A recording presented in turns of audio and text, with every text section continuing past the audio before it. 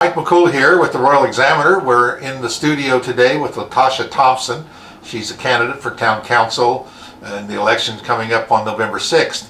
I want to welcome you, Letasha. Appreciate you coming by. Thank you. We have a few questions for you. I'm sure you probably have a lot of answers for us. We know you're a woman running for council. Our last woman for council took a beating. And I'm sure you're familiar with Yes. Bevan. And, being the only female on the council, how do you feel about that? It's exciting. We need that diversity on the council. We need our council to look like our town. And I think that's important. So I'm prepared to run in and get what I get. Keep on ticking, right? Yes. That's right. Well, I've talked to you several times before, and you've been to council meeting after council meeting, and you really seem like you're willing to do what it takes to tackle this job, which is important. Right. Which is important. So I know you're passionate about a few things. What really drove you to run for council? Well, there was a couple of things, but one of the first things I remember is watching a meeting that was taking place, and they were talking about property maintenance, and it seemed like it was going to be this really big, huge deal, and we couldn't do it, and they didn't understand, and it was kind of like, it was almost an atmosphere of, why don't you just move? And I immediately was like, these people, not necessarily everybody that was on council, but just in general, have no idea what it's like for the average person who's renting. You can't just up and move. If you could up and move, you would have upped and moved. And I was like, we need more real world perspective, a different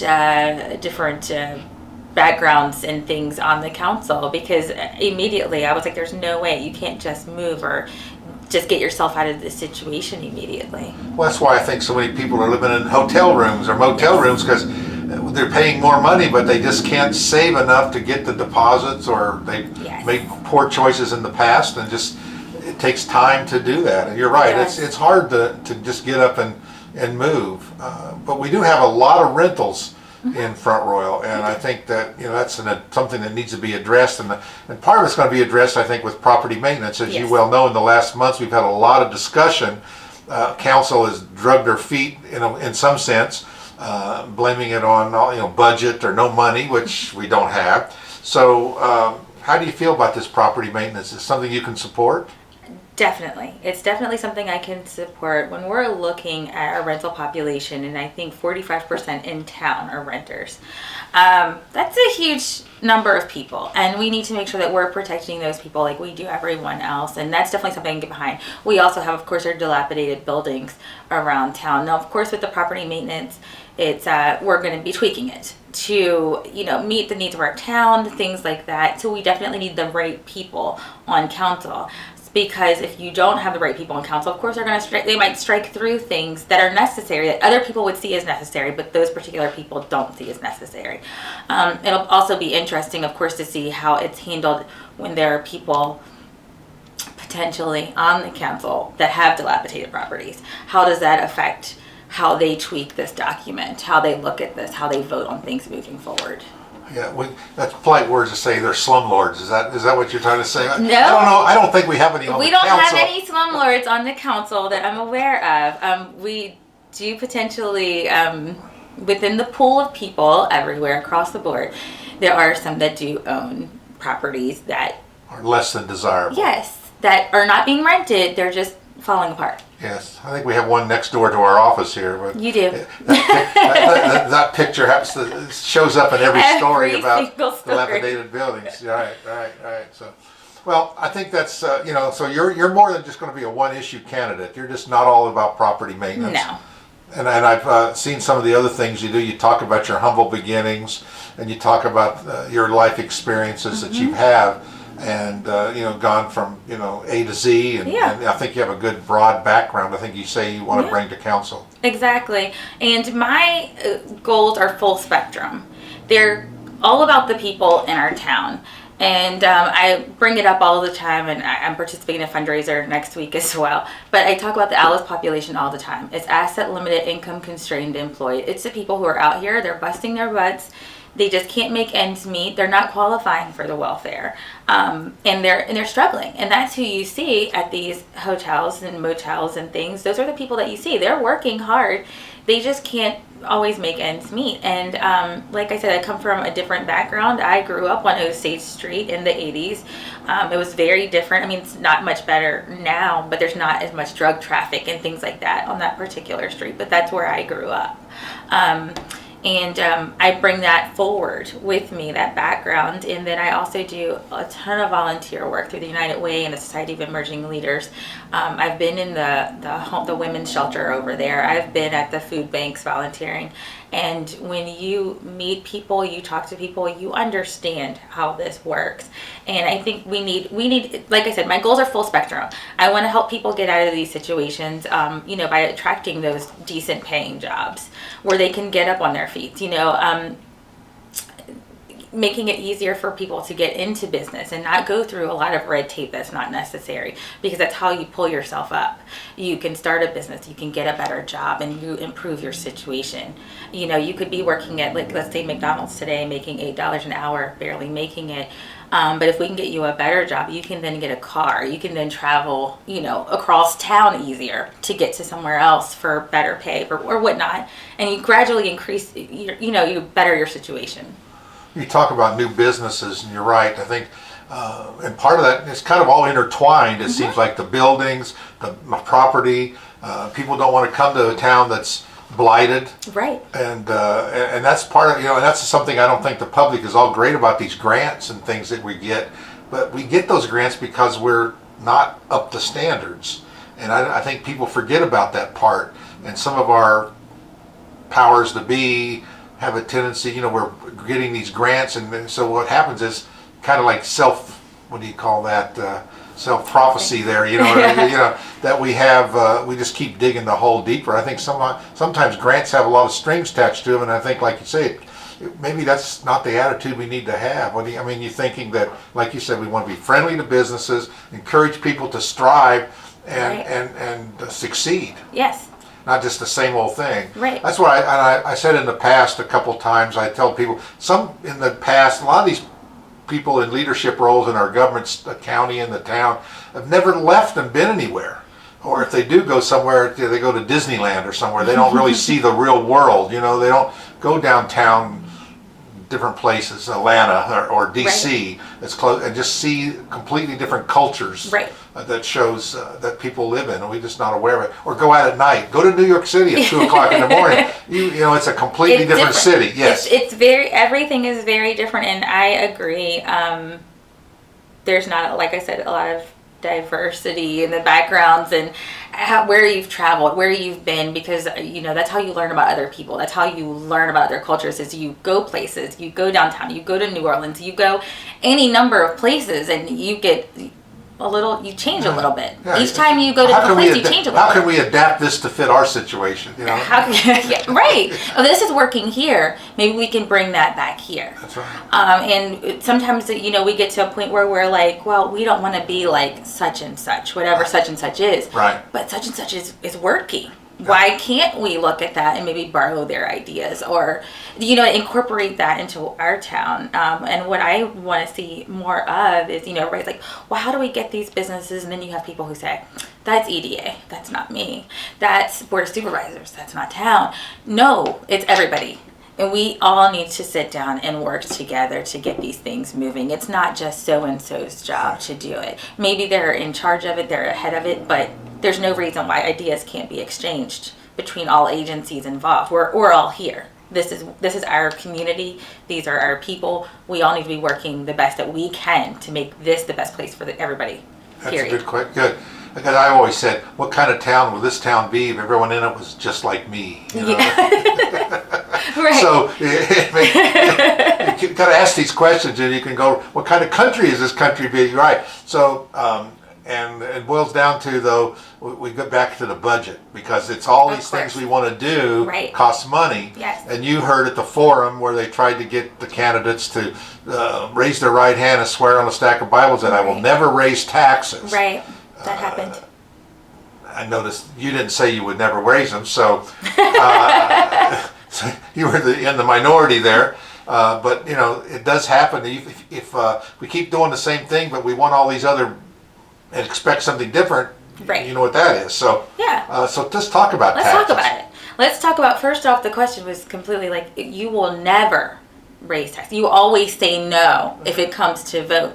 Well, first off, I'm never going to agree to something that says always, something broad like that. Because I don't know, an emergency situation could come up. And then am I going to say no to keep my promise back here and to the detriment of what's going on? Or do I say yes and then everybody back here is like, well, you lied to us this many months ago. Right. So of course, you don't want to raise taxes because it creates a burden. Again, we've talked about people struggling, and we have older people in our community, things like that. It is hard for them to make their bills, their tax bills. So we don't want to look at that as like a very first option. Like, I'm not going to jump in and say, let's raise your taxes. No, but if there's something that comes across and we desperately need it, and right now TWAT ran through that thing last council meeting, and we're practically in debt at this point. I mean, we have some maneuverability, but it wasn't looking good at that meeting. You were there. So I won't say it would never happen. And like you said, there's all these things that we want, but we do have apparently a windfall coming in from the EDA who owes us, it was $300,000 that I've been told we're getting back. So, I mean, that should help us, but for sure. $300,000 is huge. And maybe they'll turn around and find that you really owe it somewhere else. I mean, the county doesn't sound really straight up. Anyway, we'll talk about that on another subject. That's totally different. We'll disregard that part. But we talked about things in the budget. For instance, they talk about raising taxes, but, in the past they bought a trash truck that they can't fill with trash because it's too heavy to drive on the road, or it's too tall to go underneath the street. They can't run the cans that tip on it. We're buying a 10-wheel dump truck that won't drive. It's too big to plow snow. Won't fit on half the streets in town. I mean, somewhere there's a disconnect in the budget process and what people think they need, and just the council just turn around and giving a blank check to departments is. And I wonder sometimes if council, there's obviously you mentioned Mr. T-Wall. I mean, he's been with the town. He was in that public works. He knows how the budgets. He did many budgets, so he can find all those loopholes because, or what do you call those little gems you hide, because he did it for 25 years. But you need to find a way to get around that. And we seen last year where they put a half an employee in one budget and a half an employee over here, and another. Next thing you know, they had 10 new people working, and everybody said, "Oh, we're not hiring anybody," but somehow it was in the budget. Right. And some of that boils down to researching what you're putting money for. Because if anybody had taken some time to go through and actually run through like the truck incident or whatever, they would have discovered earlier before the purchase that this was, this wasn't going to work. Ask questions. You've got to ask questions from the people that are supposed to give you answers, yes. But we can also go beyond asking the people if we need to. There's Google. I mean, you can Google a whole slew of things. I don't care how you do your research, but you have to do your research, and we have to look at that budget every single line by line and say, what is this? Why are we paying for this? Do we need to continue to pay for this? And I think that's important, and I think that has to be done before we start talking about any changes to taxes, because we very well could have just misappropriated things and stuff that we just don't need on this budget that we could. So if we can find ways to take things off the budget to reduce what we're spending out, I think we need to start there. I think too, some places in the past, I remember when I was in the military, we had zero-based budgeting.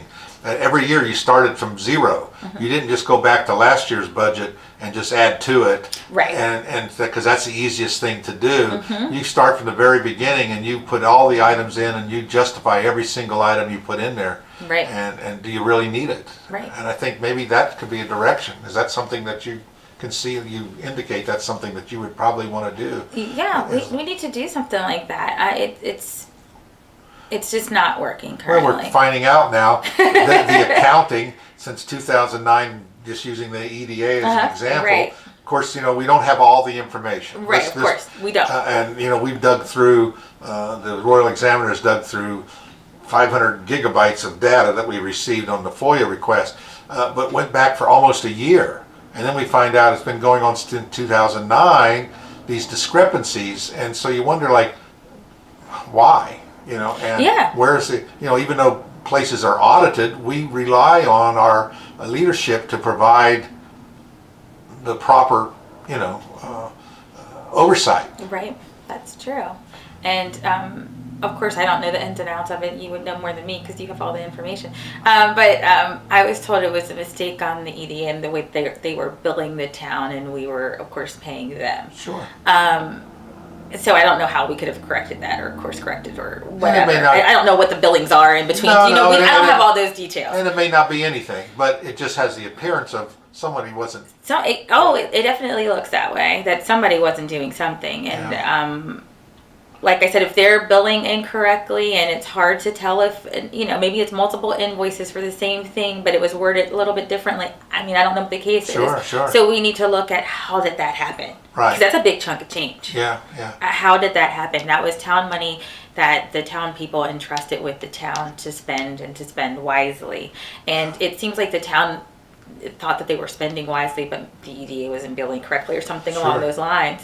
But the EDA definitely, there's some work to be done there. I mean, we've been seeing that consistently. Keep our eye on it.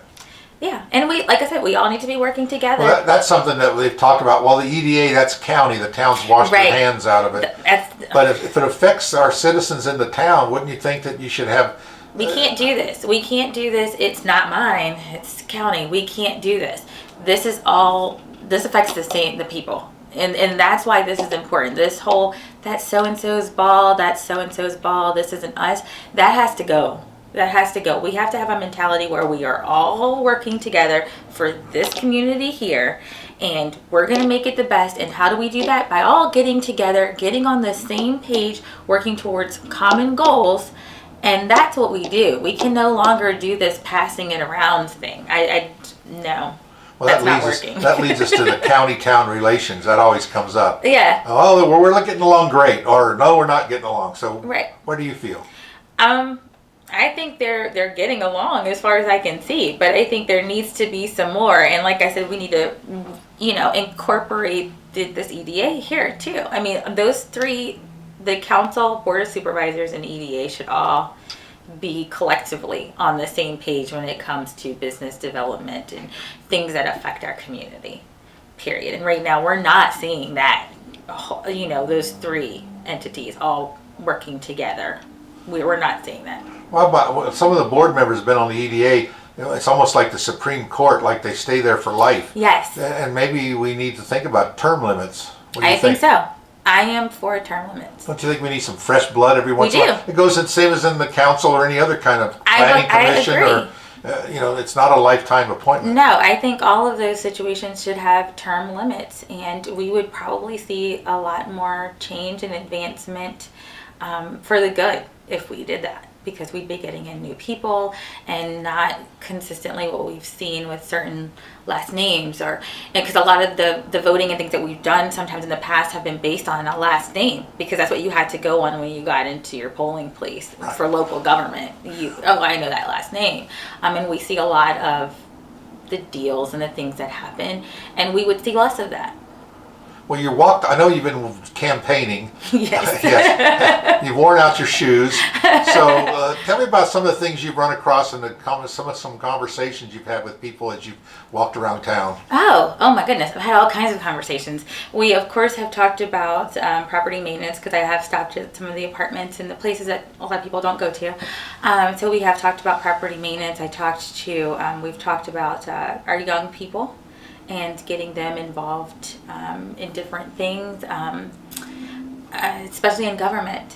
I want the young kids involved in government. I want them to come and attend different meetings, and so they have something that they can look forward to. Like, maybe I could do this, and it becomes something that they look at, and just activities for the kids that they don't have anything to do between the ages of about 13 and about 18. They're kind of falling through the cracks as far as things to do. So perhaps I think it was in Warrenton, they had something called like the warehouse, and it was like a safe place that teens could go and they could hang out, and there's adults there, but they're not your parents, but a safe place for them to go in the evenings. Ways to avoid like the opiate tragedies we've seen, along with the recent incident we've had here as well. And there needs to be a whole education process around everything. When we're talking about drugs, when we're talking about alcohol, there needs to be an education about that, and to let kids know as well that you're not going to get in trouble. If your friend's in a bad situation that wasn't necessarily on the up and up, you're not going to get in trouble. Like, they've changed those laws, and I think it's important that the kids know that. With the drug overdoses, the alcohol poisoning, things like that, it's important that they understand what their options are and know the signs to look for. And they're not educated necessarily on that. We tell them about don't do drugs, but we don't say this is a sign of X, Y, and Z.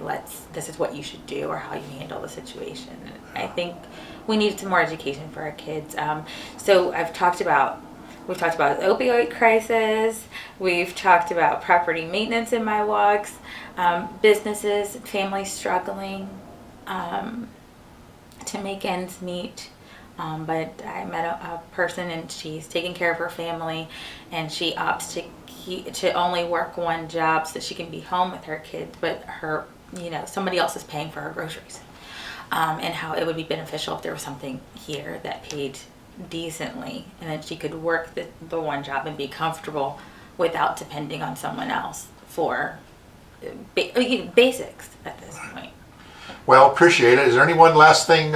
We've talked from A to Z, so it goes on, but we don't want to belabor it too much here. Right. But is there any last parting words you want to say to the voters that come November 6th?